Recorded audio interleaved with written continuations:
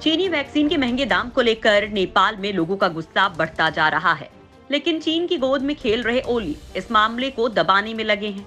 लेकिन पूरे नेपाल में तो बवाल कटना शुरू हो चुका है, क्योंकि चीन चोरी भी कर रहा था और सीना जोरी भी। पूरा मामला बताते हैं। दरअसल जिस नेपाल को भारत ने फ्री और काफी कम दाम में वैक्सीन दी, उसी नेपाल को उसके नए नवेले सदाबहार दोस्त चीन ने दोस्ती का अच्छा सिला दिया है। नेपाल को चीन न केवल महंगे दाम में वैक्सीन बेच रहा है, बल्कि कीमत का खुलासा करने पर भी रोक रहा है। जब नेपाल ने चीनी वैक्सीन की कीमत को उजागर किया, तो चीन लाल पीला हो गया।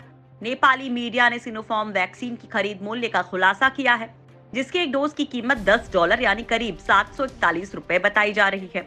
इसी रेट पर नेपाल चीन से कोरोना की दूसरी लहर से निपटने के लिए 40 लाख वैक्सीन खरीदने की योजना बना रहा है। ओली सरकार ने अपने नए नवेले दोस्त चीन से बाकायदा डील भी कर ली, लेकिन इसी बीच सिनोफार्म कंपनी ने ये शर्त रखी कि नेपाल इस वैक्सीन की खरीद की कीमत का खुलासा नहीं करेगा। कंपनी ने ये समझौता किया है कि नेपाल इसकी कीमत और डिलीवरी डेट से संबंधित सूचना को सार्वजनिक नहीं करेगा। लेकिन मीडिया में इसकी सूचना आने पर चीन तमतमा उठा। आनन फानन में चीनी सरकार के दबाव के चलते नेपाल सरकार ने एक प्रेस रिलीज जारी करके वैक्सीन की कीमतों का खंडन कर डाला और कहा कि वैक्सीन को लेकर चीन समेत कई देशों से बातचीत चल रही है और मीडिया जिस तरह से वैक्सीन के दाम को लेकर उसकी क्वालिटी से जुड़ी जानकारियां दे रहा है, वो सही नहीं है। नेपाल के स्वास्थ्य मंत्री मीडिया पर भड़ास निकालने लगे। वो कुछ भी छाप रहे हैं। हालांकि जिस दिन बयान जारी किया गया, उसी दिन नेपाली प्रधानमंत्री केपी शर्मा ओली ने चीन से वैक्सीन खरीदने के बारे में खुल्लम खुल्ला बयान जारी कर रहे थे। इतना ही नहीं, बुधवार को विदेश मंत्री महासेठ ने भी एक टीवी चैनल से कहा था कि सरकार चीन से सिनोफार्म वैक्सीन की 40 लाख डोज खरीद रही है। जिसके बाद अखबार काठमांडू पोस्ट ने कहा कि नेपाल के स्वास्थ्य मंत्रालय मीडिया पर फालतू भड़ास निकाल रहे हैं, क्योंकि प्रधानमंत्री और विदेश मंत्री खुद इस मामले पर सार्वजनिक रूप से चर्चा कर रहे हैं। चीनी वैक्सीन पर नेपाली मीडिया ने क्या कहा? काठमांडू पोस्ट की रिपोर्ट में खुलासा किया गया कि नेपाल चीन की सिनोफार्म वैक्सीन खरीद रहा है। चीन से कोरोना के ये टीके एक नॉन डिस्क्लोजर एग्रीमेंट के तहत खरीदे जाने हैं। इस एग्रीमेंट के बिना चीन नेपाल को वैक्सीन देने को तैयार नहीं था। काठमांडू पोस्ट के आर्टिकल में 2 मंत्रियों और 2 सरकारी सचिवों की पुष्टि के आधार पर नेपाल को आपूर्ति की जाने वाली सिनोफार्म वैक्सीन की खुराक की कीमत का पता चला, जो कैबिनेट में मौजूद थे। उन्होंने ही सिनोफार्म से वैक्सीन की 4 मिलियन यानी 40 लाख खुराक खरीदने का फैसला किया था।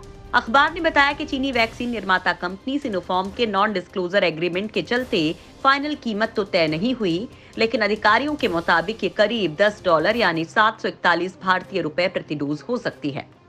यानी वैक्सीन की 2 डोज की कीमत 1482 भारतीय रुपए हो सकती है। चीन पर क्यों गुस्सा हुए नेपाली लोग? भारत ने नेपाल को चीन से पहले ही काफी कम दाम में वैक्सीन दी है। नेपाल सरकार ने भारत से फरवरी महीने में 2 मिलियन डोज खरीदने के पैसे दिए थे। नेपाल को सीरम की ओर से ये वैक्सीन मिली। इस सौदे में नेपाल सरकार ने वैक्सीन की एक डोज के लिए $4 यानी 296 भारतीय रुपए का भुगतान किया था।